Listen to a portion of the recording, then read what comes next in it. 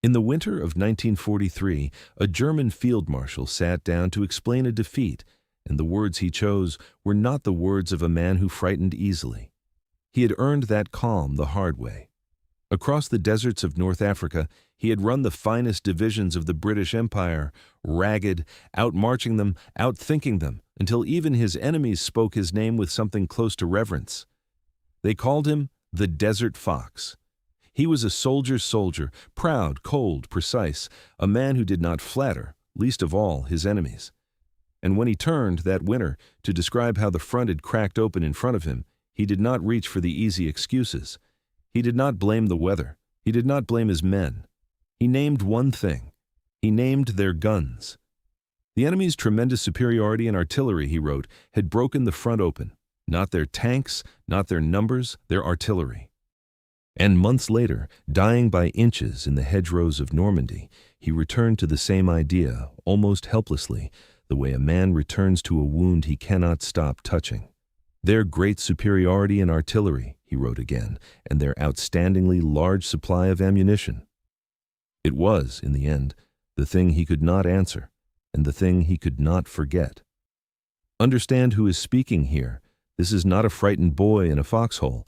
This is Erwin Rommel, one of the most gifted commanders the 20th century produced.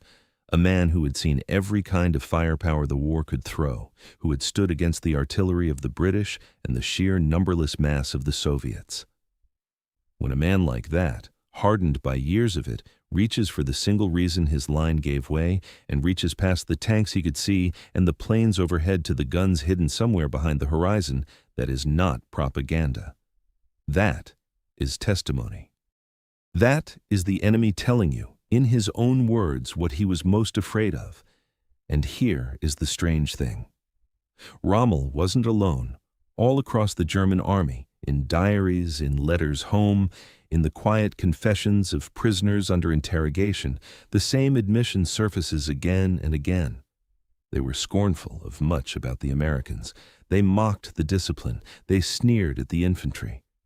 But there was one subject on which the Germans never joked, one weapon they spoke of, the way men speak of a natural disaster, without irony, without pride, only with a kind of exhausted dread.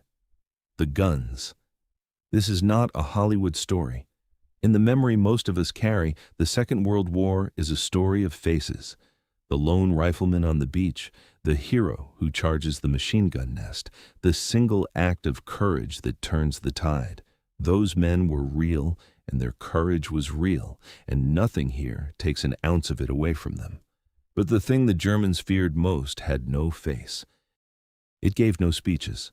It won no medals it could wear on its chest. It arrived without warning, from miles away, delivered by men the German soldier would never see, never meet, and never be able to fight back against. It was, in the coldest sense, the most modern thing on the battlefield. And it was the thing that killed more of them than anything else. So the question is simple, and it is worth sitting with. Why?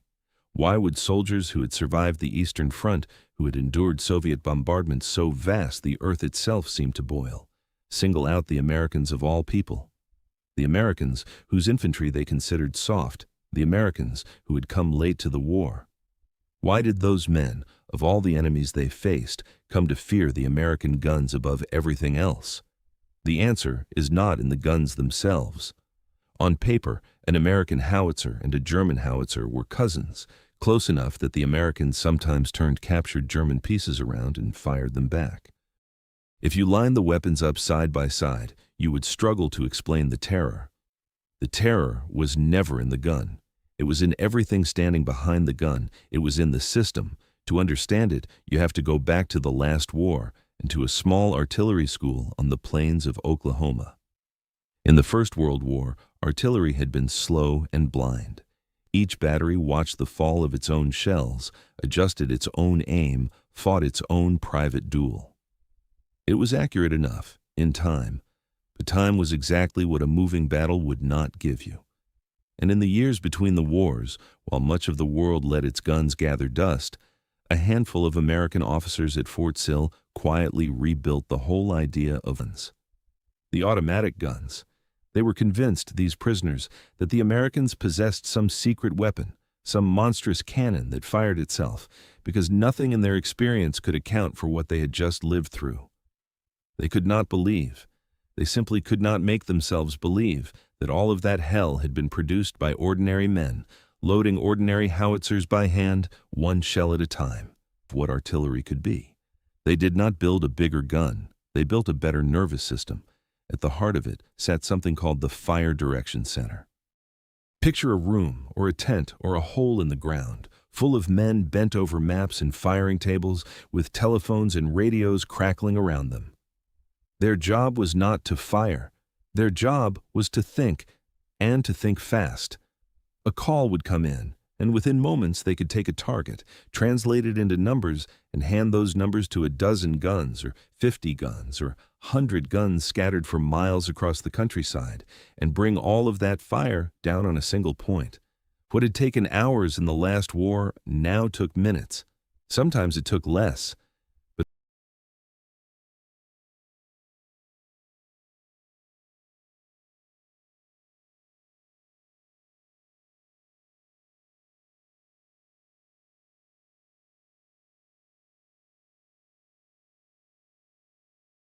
at a single ranging shot, the sky would open. And so, again and again, the appearance of that one small plane was enough to silence entire batteries. The German gunners simply stopped firing and waited for it to leave, because to fire was to be seen, and to be seen was to die. And then there was the thing they feared. A brain is useless without eyes, and this is where the terror truly begins. The Americans put eyes everywhere. On the ground, forward observers crept up to the front with their radios, close enough to see the enemy, close enough to whisper coordinates back into that waiting machine. It simply happened, all of it, all at the same time. And behind all of this stood a fact that the German soldier felt in his bones long before he could put words to it. The Americans never ran out. In Normandy, the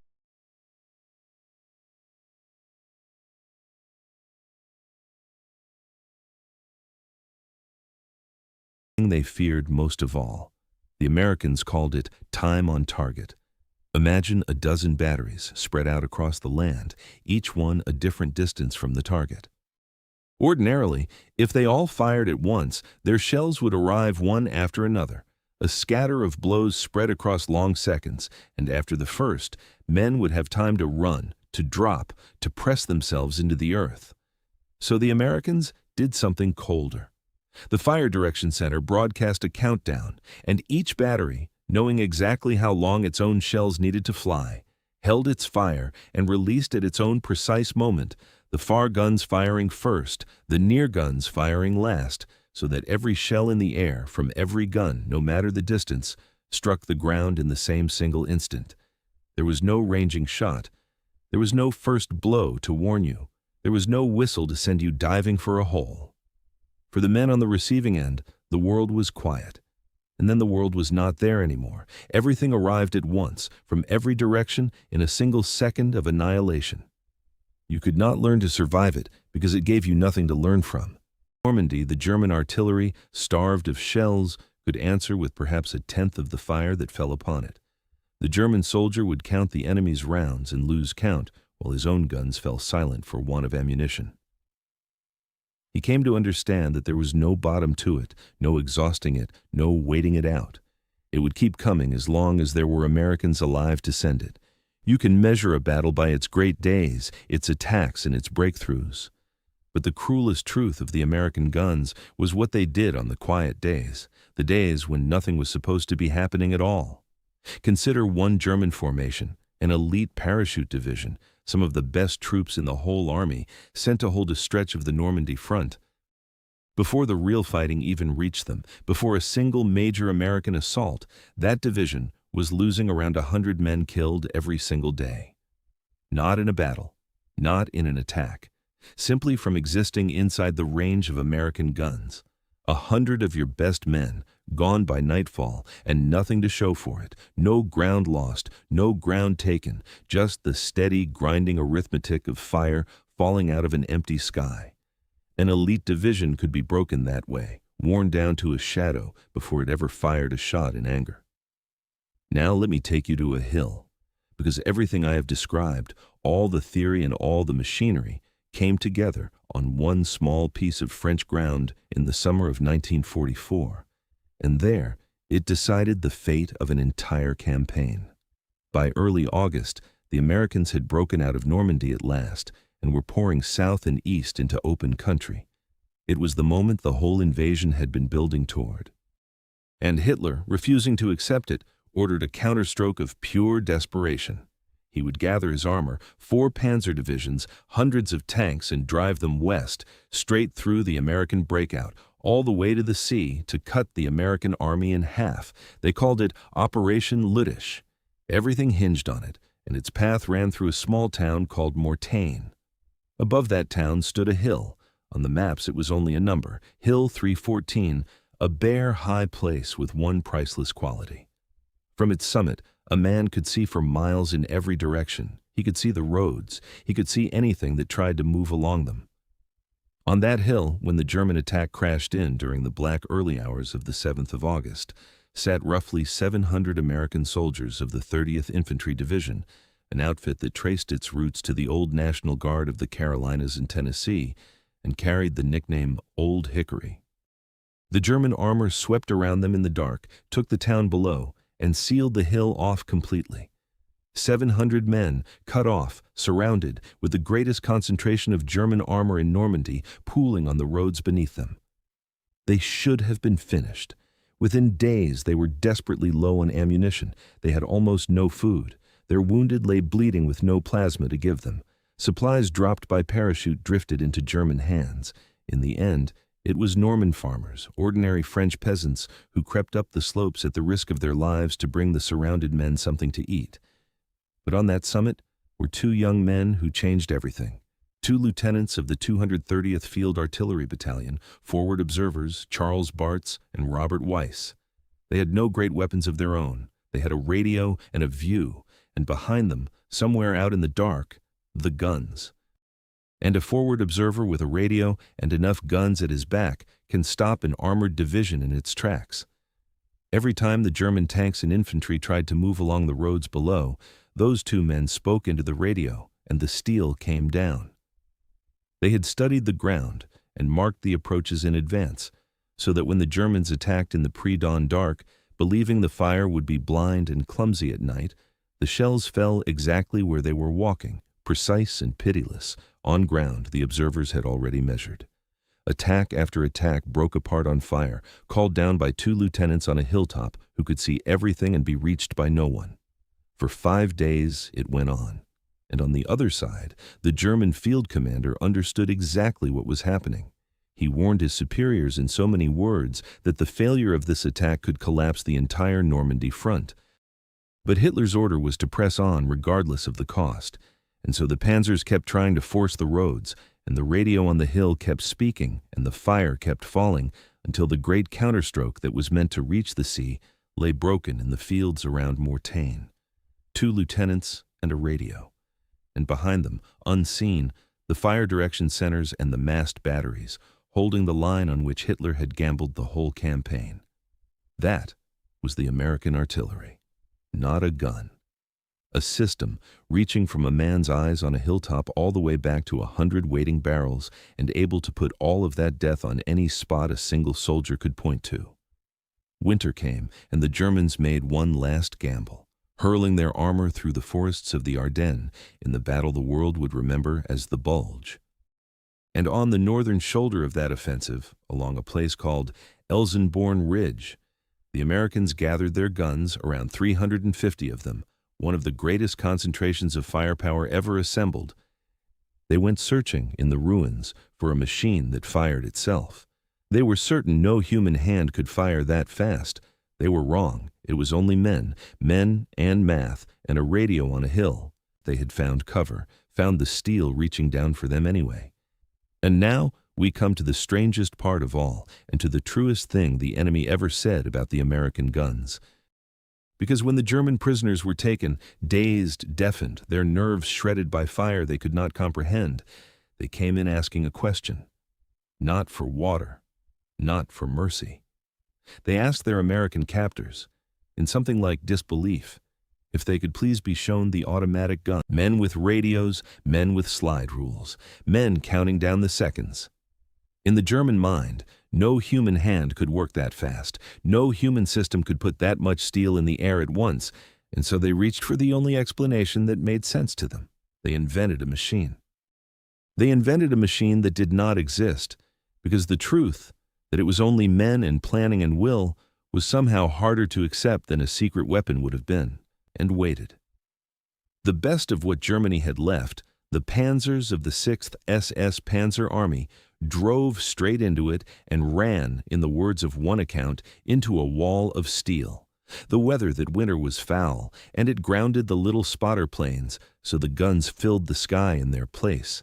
And into that battle came one final refinement, a new kind of shell fuse that burst the round in the air above its target, so that even the men who had dug in, even the men who thought they had, think about what that means.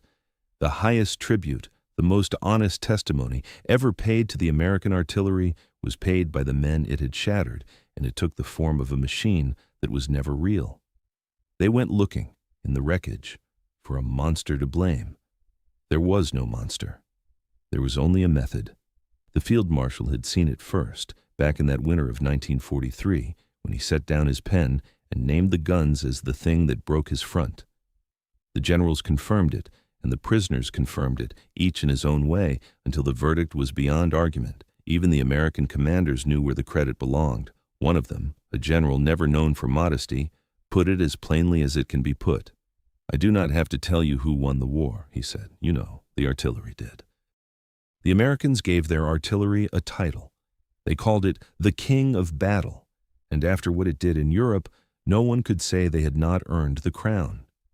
But the truest epitaph was never written by the Americans. It was written by the men on the other end of it, the men who lay in the mud while the sky came apart, who survived somehow, and who could not, for the rest of their lives, fully explain what had happened to them.